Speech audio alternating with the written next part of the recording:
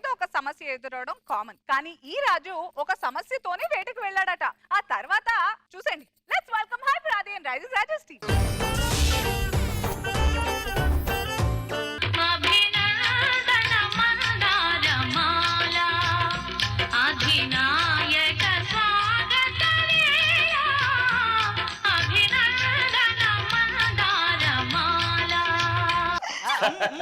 ఏమిటిది? మీ కళ్ళలోకి చూస్తే మమ్మల్ని ఏం మారుస్తారు? మీరు చేతులు దిగిపోతే ఛానల్ మారుస్తారు. రాజావారు వచ్చారు, చూసుకోండి. చూసారా, మామూలుగా ఒక సాధారణ మనిషికి ఇలాంటివి జరగాలంటే రాసి పెట్టి ఉండాలి. అదే మనకైతే రాసుకుంటే చాలు, వచ్చి రాసుకుంటారు. ముగ్గురు మారానులే. దీని పేరు దీపిక, దీని పేరు గోపిక, దాని పేరు ఓపిక. నువ్వు ఆపిక ఏం కుళ్ళుకుంటున్నావా? కావాలంటే కాస్త ఖాళీగా ఉంది, నువ్వు కూడా రావచ్చు. ఇక్కడ ఇంత మంది మేము ఉన్నాం కదా, మళ్ళీ ఆవిడెందుకు? మీరు అలల్లాంటి వాళ్ళు వస్తుంటారు పోతుంటారు, ఆవిడ సముద్రం అక్కడే ఉంటది. ఆవిడ సముద్రం, మేము అలలు. అయితే మీరేంటో? మనం ఉప్పిన ఎంతమంది వచ్చినా.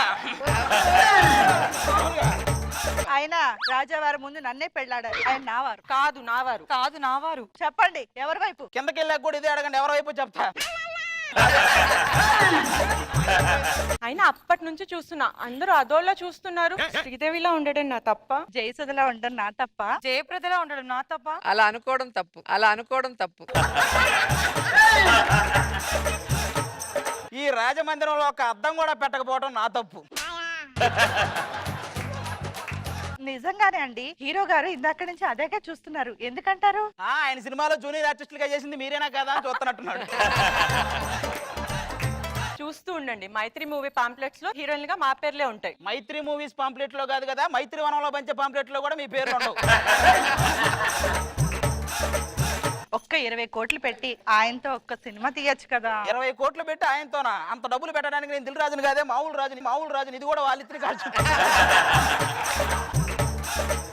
అయినా సినిమా తీస్తే బుచ్చిబాబు గారే డైరెక్షన్ చేయాలి. బుచ్చిబాబు గారు ఫస్ట్ తీసిన సినిమాకి సూపర్ సార్ ఎరగొట్టారు సార్ అంటున్నారు. మీతో చేస్తే ఆయన ఎరగొడతారు పాపం. అసలే మొహమాట.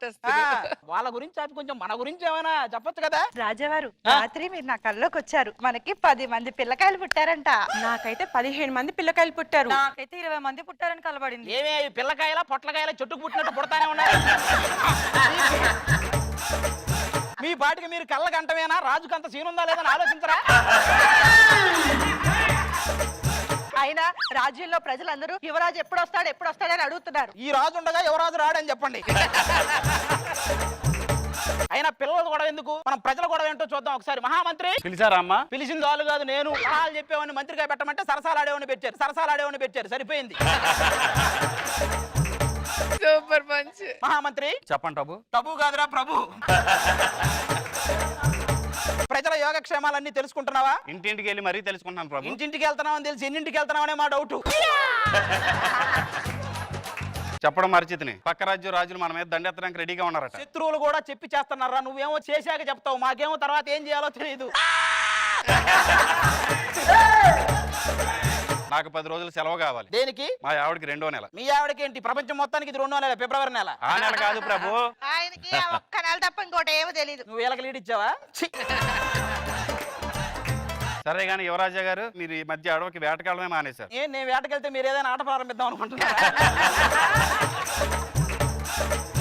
నాన్నగారు ఆరోగ్యం బానే ఉందా? అరుగో మాటల్లోనే వస్తున్నారు.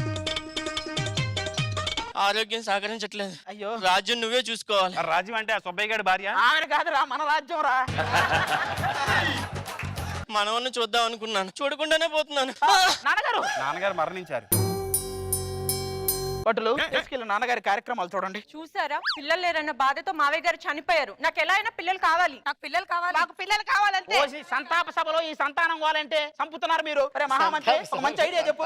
మన రాజ్యానికి పడమట వైపున శృంగారపు అడవులు ఉన్నాయి. ఇలాంటి అడవులన్నీ నీకే తెలుస్తాయిరా.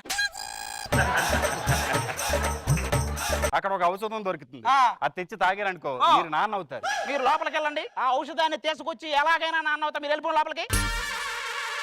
ఆహా, అడవి ఎంత సుమధురంగా ఉంది. ఇక్కడేవో 2 శిల్పాలు. ఆహా, చాలా భంజికలు.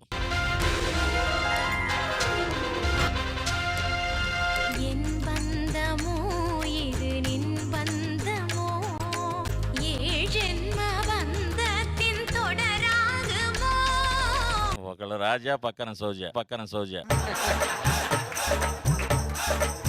ఆ బొమ్మలు తాకి మాకు ప్రాణం పోశారు, ఏమనిపిస్తుంది? రాతి బొమ్మలు తాగితే కోతి బొమ్మలు వచ్చినాయండి బయటికి. ఒక ముని శాపం వల్ల మేము బొమ్మలుగా మారాం. ఒరే రోజా గారికో అనసూయ గారికో అలా చేస్తే శాపం అంటారా? మీరు ఇలా ఉంటేనే శాపం, అలా మారిస్తే మోక్షం. నా జ్యోతికను మాత్రం ఏం అనొద్దు. సగం తినేసిన జంతికలా ఉంటది ఈ జ్యోతి గారిది. ఏం మాట్లాడుతున్నావు నువ్వు? దాన్ని ప్రేమలో పాడేయడానికి నగలు ఇప్పించాను, నజరానా ఇప్పించాను. ఇవన్నీ ఎందుకురా? కాకినాడలో ఒక ఈవెంట్ ఇప్పిస్తే అదే పడేది కదా. చాలించు. శాప విమోచన కలిగించిన మాకు కోరికలు ఏమైనా ఉన్నాయా? ఉన్నాయి. నిన్ను చూశాక తెచ్చాయి, నిన్ను చూశాక తెచ్చాయి. వైష్ణవ్ తేజ్ గారు, మీకు జ్వరం కావాలా? నువ్వు ముద్దు పెడితే జ్వరం ఏంటి? డెంగ్యూ, మలేరియా, టైఫాయిడ్, ప్రపంచంలో లేని జబ్బులన్నీ వస్తాయి. అంటే ఉప్పిన సినిమాలో హీరోయిన్ గా పనికిరానంటారా? బాలు పక్కన హీరోయిన్ గా పనికొస్తావు. లక లక లక లక లక లక. ఒరే ఇవన్నీ నాకు కాదు కానీ నేను ఒక ఔషధం చెట్టు కోసం వచ్చారా? అది ఎక్కడుందో చెప్పండి రా నాకు. దానికోసం చాలా మందిని దాటుకుని వెళ్ళవలసి ఉంటుంది. ఇంకా ఎవరున్నారా?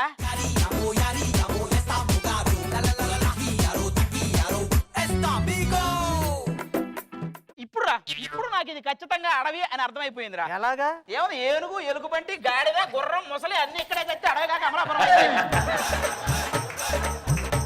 మా దొరగారితో పెట్టుకుంటే భస్మం అయిపోతావు. మరి తెలిసి ఎందుకు పెట్టుకున్నావు నువ్వు? మాడి మసైపోయాడు. నా ముందు ఇలా ఎగిరితే మీరు ఉండరు. ఆ ఆకు చిరిగితే ఎవడు ఉండరు, చూసుకో. దేవుడా. ఈ అడవికి ఒక ప్రత్యేకత ఉంది. ఏంటది? ఇది కాకులు దూరడి కారడవి, చీమలు దూరడి చిట్టడివి. మరి నీ పందులు ఎలా దూరిని? సరిగా చూడండి, మాలో ఒక చిరంజీవి గారు, ఓ పవన్ కళ్యాణ్ గారు కనిపిస్తలేరా? సరిగా చూడండి, ముందు మీకు ఒకరు కనిపించట్లేదా? ముగ్గురు మామయ్యలకు ముద్దులు మేనలుడు పైకి వచ్చారంటే మీరు కిందకు వచ్చే వరకు దంతాడు, కిందకు వచ్చే వరకు దంతాడు. అసలు ఎంతకి ఎందుకు వచ్చావు? నాకు ఒక ఔషధం చెట్టు, దానికోసం వచ్చానయ్యా. మమ్మల్ని వదిలేస్తే అంత ఈజీగా ఏం కాదు. వాడిని దాటాలి, వీడిని దాటాలి, నన్ను దాటాలి. నీలాంటోడే అడవి శేషు గారి అడ్రస్ ఎక్కడంటే అడవుల్లో ఉంటాడని చెప్పాడంట, అడవుల్లో ఉంటాడని చెప్పాడంట. రక్తం తాగుతావు. ఆ రక్తం తాగటం కాదు, మీరే రక్తం కక్కుకుపోయేలా చేస్తా. తాం తరగడ ధీం తరగడ తోం తరగడ నం తరగడ తత్త తరగడ దిత్తి తరగడ తోం తోం తరగడ నం నం తరగడ. వాళ్ళు చచ్చారు, నేను కూడా చచ్చాను. పోండి, మనకు కావాల్సిన ఔషధపు చెట్టు ఇదే అన్నమాట. మహామంత్రి, ఏంటి మనకు తెచ్చారా? కావాల్సిన ఔషధం దొరికింది. అవునా? ఇక ఇది తాగేయటం, నేను నాన్న అవటం. పదండి. నాకు కొంచెం ఇవ్వండి ప్రభు. మీకు లేదేమీ లేదు, రండి రా. కొన్ని నెలల తర్వాత దెయ్యం కాదురా, నేనే మీ ప్రభుని. మరి ఎలాగైపోయారండి? ఒరే ఔషధం తాగితే నాన్న అవుతానన్నావు, నేనేంట్రా మా నాన్నలా అయ్యాను, మా నాన్నలా అయ్యాను. ఔషధం ఎక్కడో తేడా కొట్టింది ప్రభు. తేడా కొట్టడం కాదురా, నిన్ను కొట్టాలరా. చిచ్చి, ఇంక ఈ ముసలోడితో మనకేం పని? ఎప్పటికీ ముసలోడు కానివాడే మనకు కావాలి. పదండి.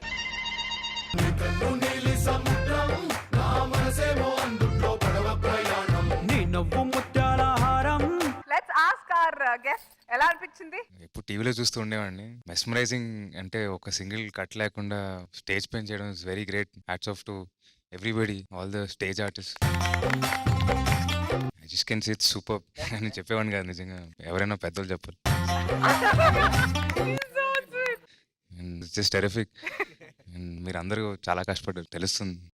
బుచ్చిబాబు గారు. ఆది గారు అంటే చాలా బాగా అలా రాయడం చాలా కష్టం అండి. Thank you. ఓపెన్ రాసేటప్పుడు నాకు చాలా టైమ్స్ అనిపించేది దీంట్లో కామెడీ ఉన్నది, ఆది గారి దగ్గర ఒకసారి రాపించుకుందామా అని. హైదరాబాద్ వచ్చిన కొత్తలో నేను చార్మినార్ ఎప్పుడు చూడలేదు. ఒకసారి ఫ్రెండ్ గారు కార్లో తీసుకెళ్లి సడన్ గా చూపించాడు. అప్పుడు ఎంత థ్రిల్ ఫీల్ అయ్యానో జబర్దస్త్ వచ్చినప్పుడు ఇప్పుడు టీవీలో చూసి మొదటిసారి అలా ఫీల్ అయ్యానండి. థ్యాంక్ యూ అండి, థ్యాంక్ యూ. అది మాటల మాంత్రికుడు, మాటలతోనే ఫుల్ కడుపుబ్బ నవ్విస్తావు. Thank you. అండ్ పంచులు అయితే అసలు వరుసగా గ్యాప్ లేకుండా వేసేసావు. Thank you. రాళ్ళు బాగున్నారు క్యూట్ గా, అందరికన్నా మంత్రి హైలైట్ అసలు. చాలా బాగుంది, చాలా ఎంజాయ్ చేశాను నేను. Very nice. మను గారు. Extraordinary skit, fantastic timing. Super. Thank you.